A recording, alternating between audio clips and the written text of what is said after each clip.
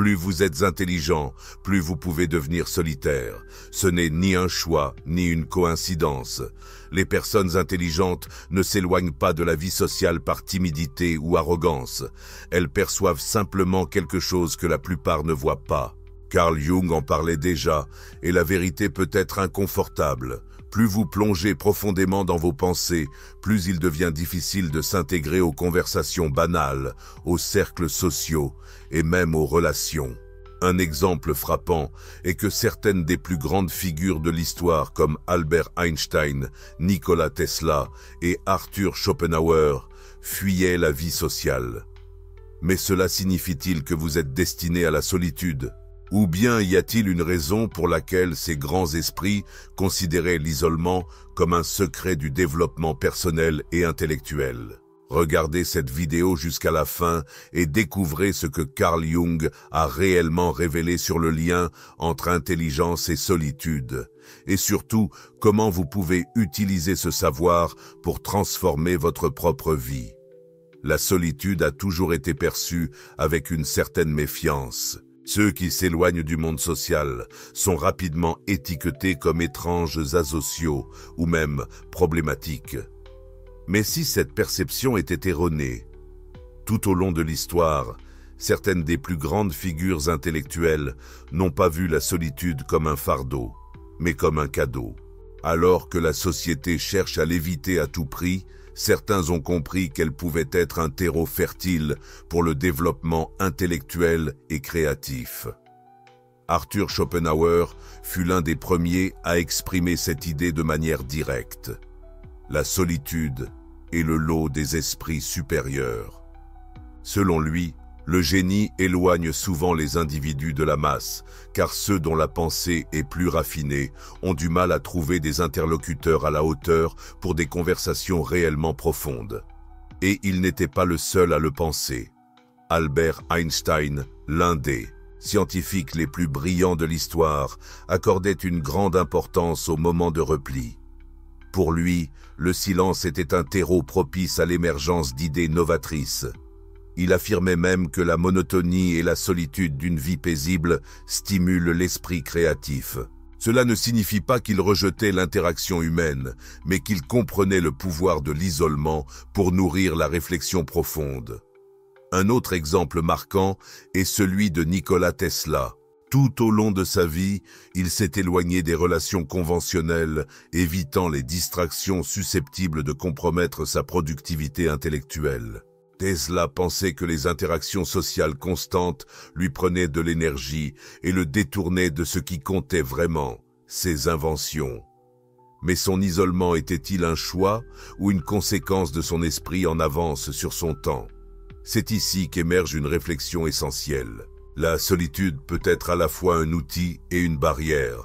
Lorsqu'une personne se retire du monde pour plonger dans ses pensées, la solitude devient un espace de création et de découverte de soi. Cependant, si l'isolement découle d'un sentiment d'incompréhension et d'incapacité à se connecter aux autres, il peut se transformer en un mur qui entrave les échanges significatifs et limite l'épanouissement. Les grands génies ont trouvé dans la solitude un espace pour affiner leurs idées, mais cela ne signifie pas que l'isolement soit toujours bénéfique. La frontière entre la génialité et l'éloignement social est plus mince qu'on ne l'imagine. Si la société rejette ceux qui pensent différemment, l'isolement est-il toujours un choix ou est-ce ceux qui ne trouvent pas d'harmonie dans le monde extérieur? La vérité, c'est que certaines personnes trouvent du plaisir à être entourées d'amis, tandis que d'autres préfèrent la tranquillité d'un espace silencieux. Carl Jung fut l'un des premiers à étudier en profondeur cette différence. Selon lui, l'humanité peut être divisée en deux grands groupes, les introvertis et les extravertis. Les extravertis puisent leur énergie dans le monde extérieur. Ils aiment les discussions constantes, les environnements dynamiques et se sentent revigorés en interagissant avec les autres. À l'inverse, les introvertis suivent un chemin opposé. Leur énergie vient de l'introspection.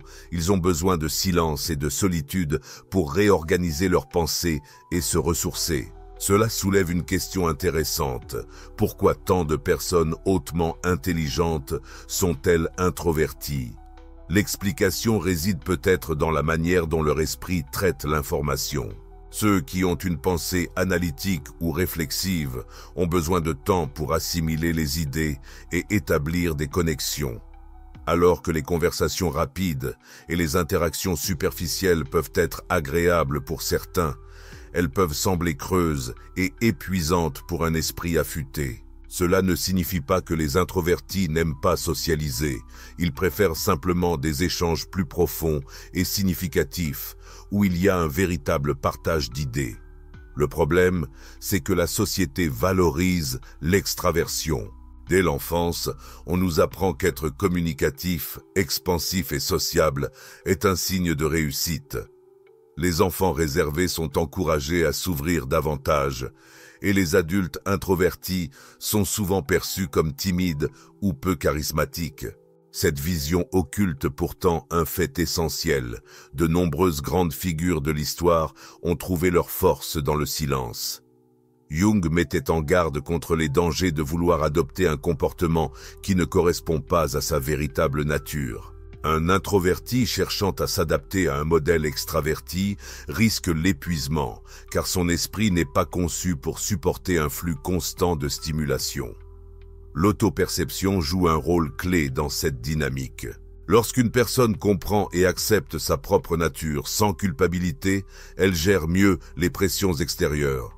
Le fait de préférer la solitude ne signifie pas que l'on a des difficultés sociales. Cela signifie simplement que son énergie est tournée vers l'intérieur plutôt que vers l'extérieur. C'est peut-être pour cette raison que tant de génies ont choisi l'introspection comme un chemin naturel.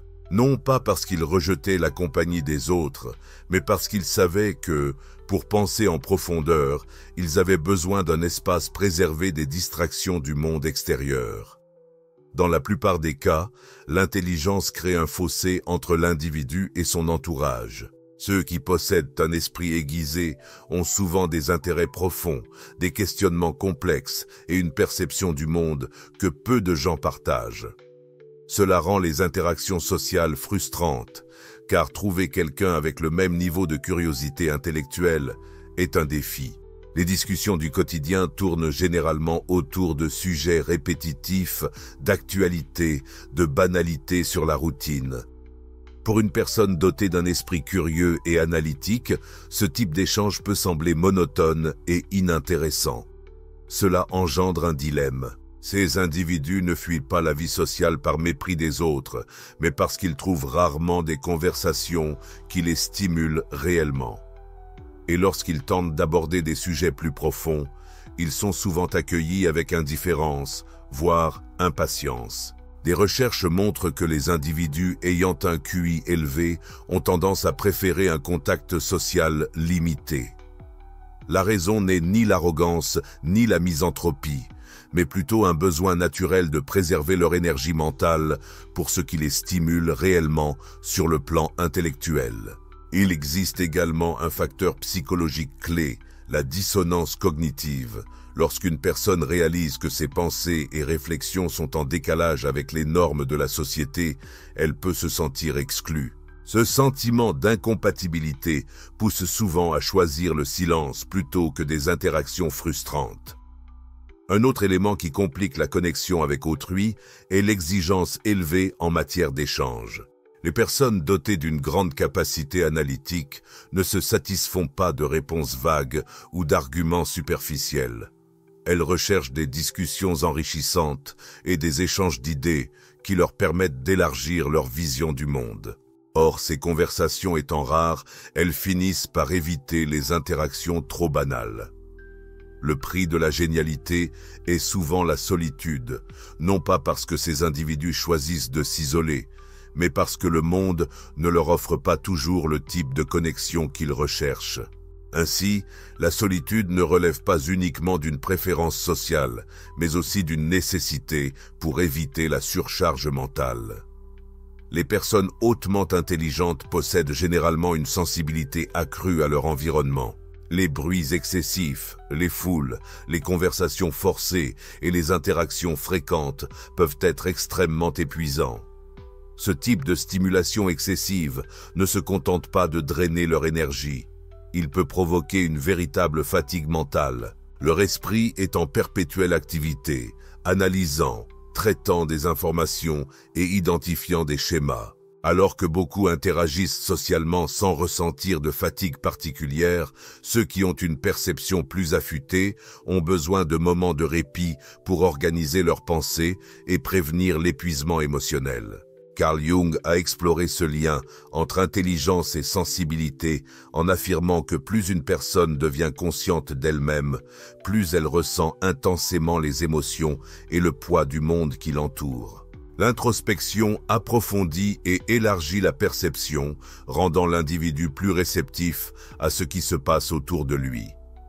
Ce phénomène est particulièrement visible chez les personnes dites hypersensibles, une caractéristique fréquente chez les esprits intuitifs et réfléchis. Ces individus ne se contentent pas d'observer leur environnement, ils l'absorbent. Ils perçoivent les émotions, les tons de voix, les expressions subtiles et même les fluctuations d'énergie que la plupart des gens ignorent. Cela transforme chaque interaction sociale en une expérience intensément émotionnelle et parfois épuisante. Cette perception accrue peut être un véritable atout, car elle permet une compréhension plus profonde des autres et du monde environnant. Cependant, elle peut aussi devenir une source constante de surcharge. L'esprit de ces individus ne désactive jamais ce radar émotionnel et sensoriel, rendant les interactions prolongées, les foules et les conversations superficielles particulièrement épuisantes. Au-delà de l'impact émotionnel, il existe aussi un effet physiologique. Des études montrent que les personnes hypersensibles ont une activation plus intense de leur système nerveux face à des stimuli courants, comme le bruit, les lumières vives ou les interactions multiples. Alors que la plupart des gens gèrent ces facteurs sans difficulté, ceux qui possèdent une sensibilité élevée ressentent une fatigue extrême après un événement social et ont besoin d'un temps de récupération plus long. Le problème n'est pas uniquement physique. Psychologiquement, la nécessité de s'adapter au rythme rapide de la société peut être un véritable fardeau. Beaucoup ressentent une pression constante pour participer à des interactions qui ne correspondent pas à leur mode de fonctionnement naturel. Lorsqu'ils tentent de prendre du recul pour préserver leur énergie, ils sont souvent perçus comme froids, distants ou désengagés. Ce jugement social crée un conflit interne permanent. Se conformer aux attentes et s'épuiser, ou respecter son besoin de solitude et être mal compris. Pour beaucoup, cette incompatibilité devient insoutenable. Avec le temps, l'épuisement émotionnel causé par un excès d'interaction les conduit à une issue presque inévitable, l'éloignement. Non pas par désintérêt pour les autres, mais parce que maintenir une présence sociale constante reviendrait à sacrifier leur bien-être mental.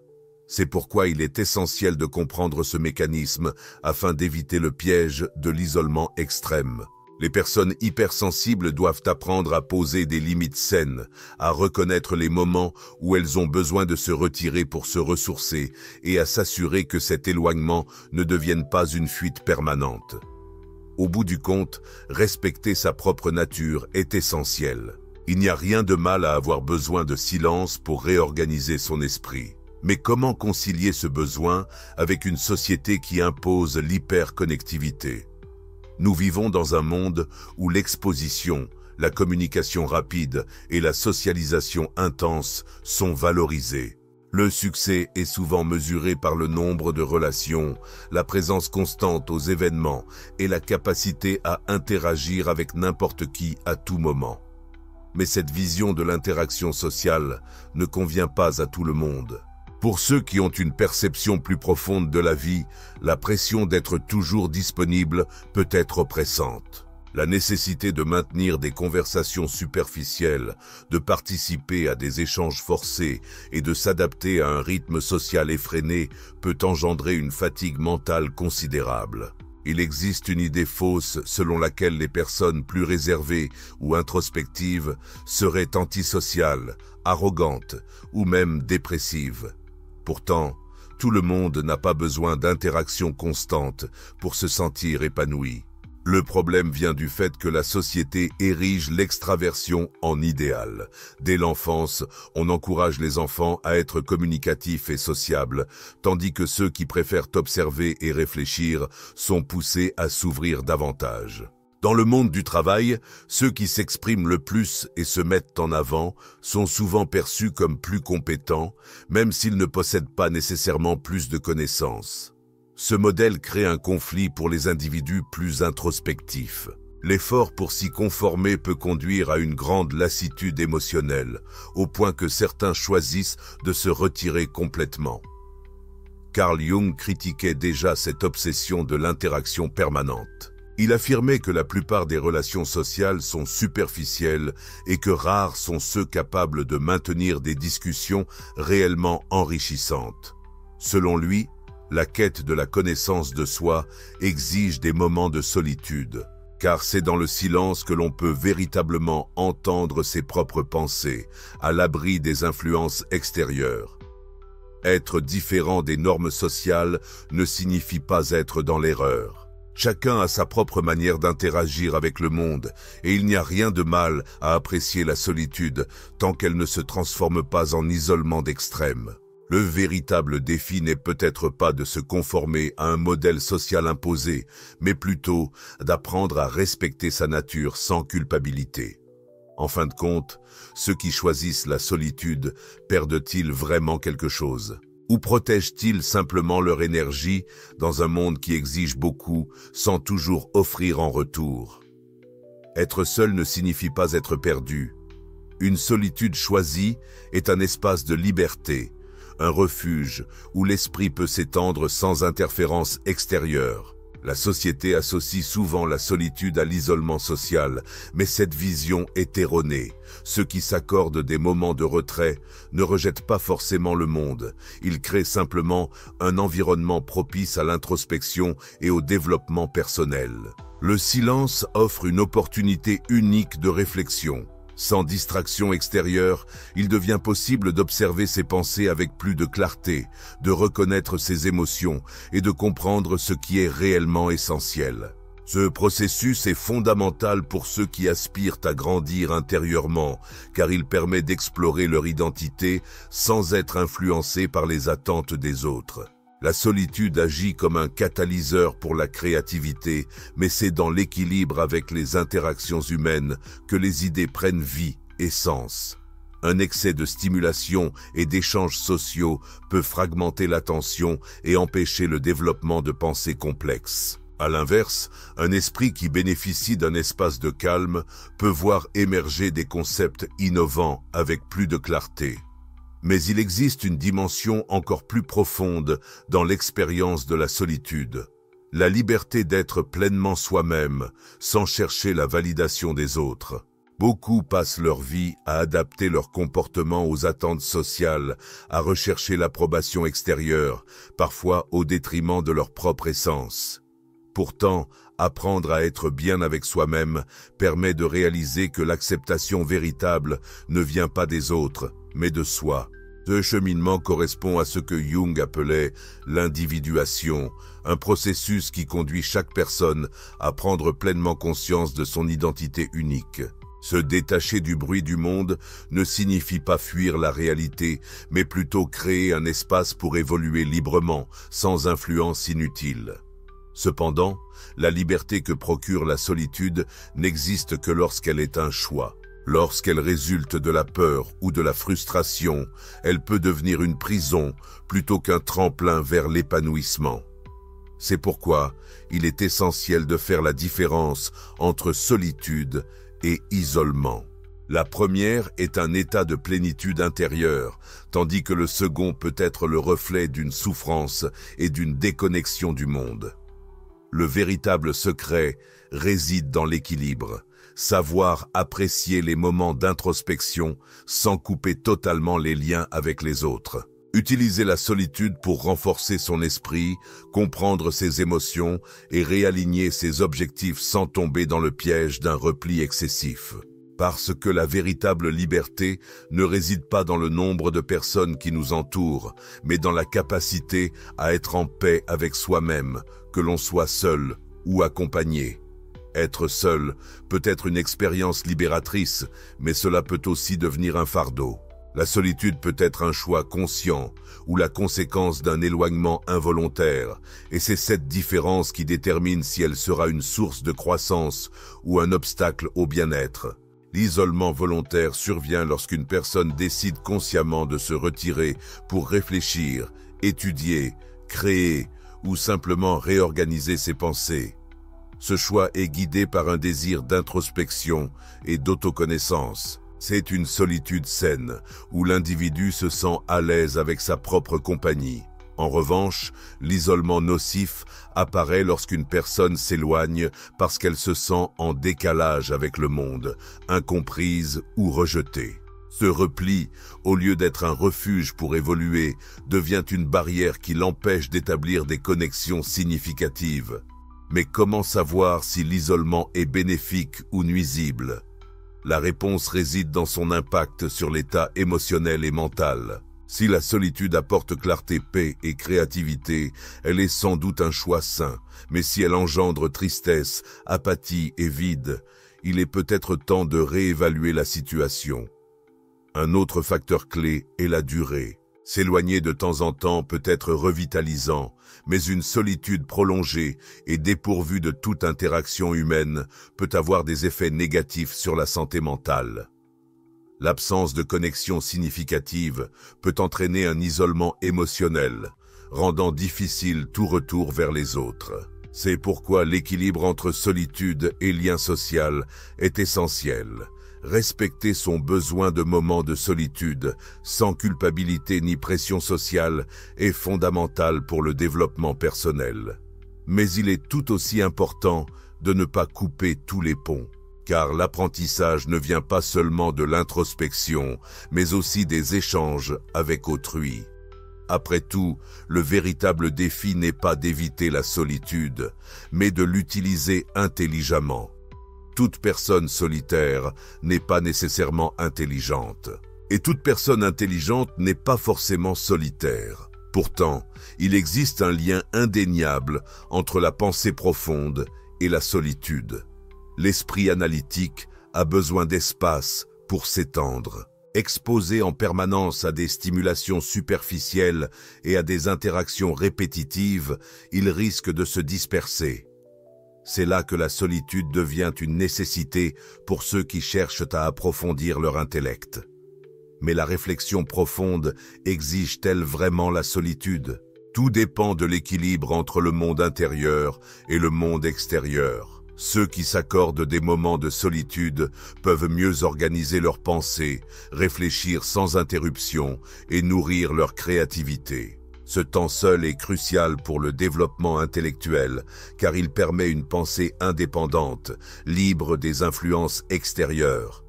Cependant, le danger réside dans la transformation de cet éloignement en un isolement permanent. Il est facile de croire que la solitude est la seule voie pour ceux qui recherchent la connaissance et l'épanouissement. Certains évitent même les interactions sociales, non par choix, mais par frustration. Convaincus que le monde extérieur n'a rien à leur offrir, c'est l'un des grands risques de l'isolement prolongé, la déconnexion progressive de la réalité. Quand une personne reste trop longtemps dans sa bulle, elle perd l'opportunité de confronter ses idées à d'autres perspectives et d'enrichir sa pensée à travers le dialogue. Carl Jung mettait en garde contre ce danger. Il soulignait l'importance de l'introspection, tout en rappelant que l'épanouissement personnel repose sur un équilibre entre réflexion intérieure et interactions extérieures. Un isolement excessif peut entraîner une rigidité mentale, une réticence à accueillir de nouvelles idées et l'illusion que la solitude est la seule réponse. Un autre piège de l'isolement est le développement d'un sentiment de supériorité intellectuelle. Lorsqu'une personne se retire parce qu'elle estime ne pas trouver d'échanges stimulants, elle risque de tomber dans l'idée que personne autour d'elle n'a quelque chose d'intéressant à apporter. Cette mentalité peut renforcer encore davantage son isolement, la coupant de perspectives précieuses. Alors, comment éviter ces pièges? La première étape est de comprendre que la profondeur intellectuelle n'exclut pas la simplicité des interactions humaines. Toutes les conversations n'ont pas besoin d'être stimulantes ou philosophiques pour avoir de la valeur. Même des échanges légers peuvent offrir des aperçus intéressants sur la façon dont les autres perçoivent le monde. Être présent dans ces interactions, sans l'attente constante d'un débat intellectuel, peut rendre ces moments plus agréables et enrichissants. Une autre approche consiste à rechercher activement des environnements où les échanges intellectuels sont favorisés. Plutôt que de chercher des connexions au hasard, il peut être plus bénéfique de rejoindre des groupes ou des communautés partageant des intérêts similaires. Aujourd'hui, grâce à la technologie et à l'accès à l'information, il est plus facile que jamais de trouver des cercles où la pensée critique, la créativité et la réflexion sont appréciées. Lorsqu'on évolue dans un environnement où l'intellect et l'introspection sont valorisés, les échanges deviennent naturels et authentiques, sans avoir à sacrifier la qualité des discussions ni à ressentir un isolement forcé. Il est également essentiel de pratiquer l'écoute active et de cultiver une curiosité sincère. Bien souvent, la sensation de ne pas trouver de personnes intéressantes découle plus de la manière dont nous abordons les interactions que d'un réel manque d'individus stimulants autour de nous. Poser les bonnes questions, s'intéresser véritablement au point de vue des autres et accepter de sortir de sa propre bulle intellectuelle peuvent transformer même les conversations les plus simples en échanges enrichissants. L'apprentissage ne vient pas seulement de ceux qui partagent exactement notre vision du monde, mais aussi et surtout du contraste entre différentes façons de penser. De plus, trouver un équilibre entre introspection et interaction sociale permet d'éviter aussi bien la surcharge mentale que l'isolement extrême. Les moments de solitude sont essentiels pour organiser ses pensées et approfondir ses idées. Mais c'est à travers les échanges que celles-ci sont mises à l'épreuve et se renforcent. Savoir quand se retirer pour préserver sa clarté mentale et quand se laisser aller à des interactions légères sans exiger que chaque conversation soit profonde apporte plus de flexibilité dans notre rapport au monde.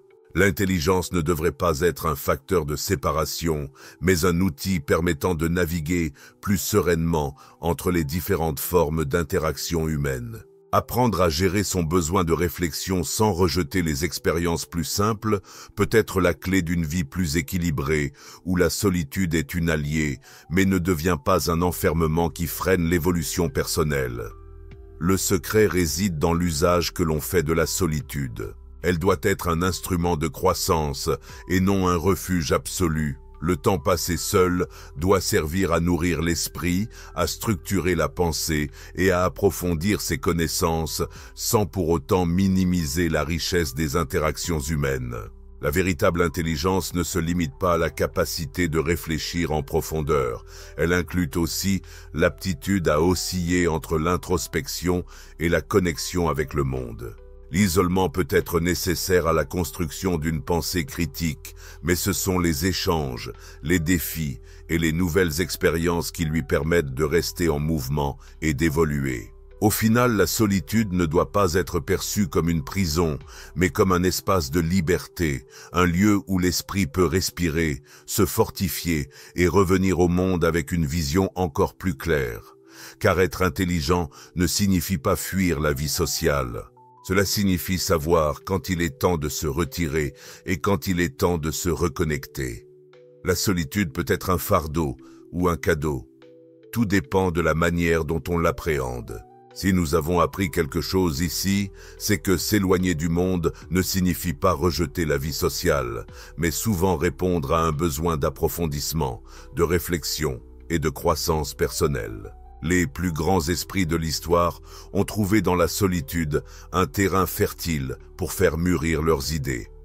Mais c'est dans l'échange avec le monde qu'elles ont pris vie.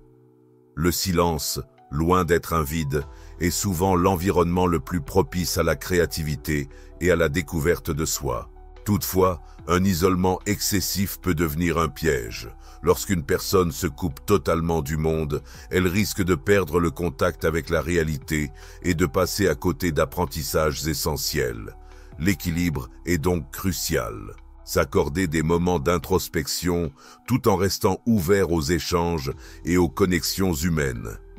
La vraie question n'est pas de savoir si les personnes intelligentes évitent la vie sociale, mais pourquoi elles le font. Il ne s'agit pas toujours d'un choix conscient. Parfois, c'est simplement une réponse naturelle à un monde qui semble trop bruyant, trop rapide, trop superficiel. La solitude et l'intelligence sont plus liées qu'on ne le pense. Comprendre cette dynamique est essentiel pour mener une vie plus authentique.